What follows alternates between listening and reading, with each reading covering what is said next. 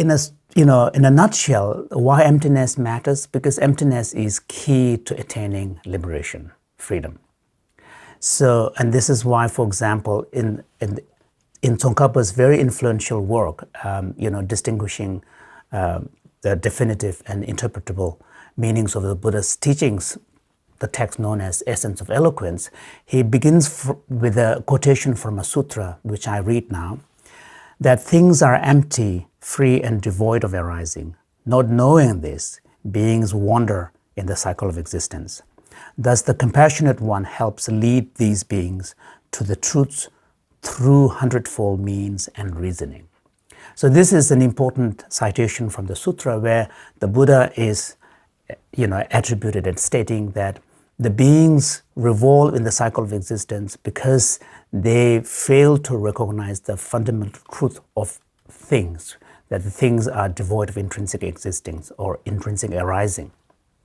And it is this ignorance about the emptiness of phenomena that the beings revolve in the cycle of existence.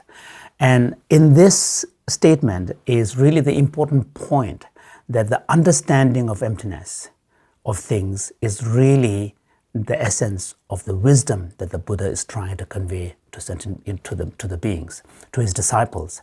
And so, in fact, there is a statement in the sutras saying that, in fact, all the teachings of the Buddha are ultimately aiming at the revelation of the truth of emptiness. There is a famous passage in the sutra which is quite well known, which says that all the sacred teachings of the Tathagata engage with suchness. They converge on suchness and they point towards suchness. End of quote. So what this statement is saying is that all the teachings of the Buddha, now, of course this is from the Mahayana Buddhist perspective, all the teachings of the Buddha either directly teach emptiness, engage with empty. Suchness is a synonym for emptiness, or they come to converge, whatever they may be their explicit meaning, subject matter, but they ultimately converge on the meaning of emptiness.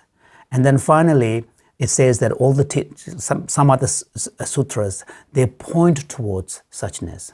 So they are either directly or indirectly, teaching emptiness. And this is why, for example, we find in Shantideva's, opening section of the 9th chapter on wisdom, where he says that, referring to all the previous chapters, he says that all these branches discussed thus far, these the Buddha taught for the sake of wisdom.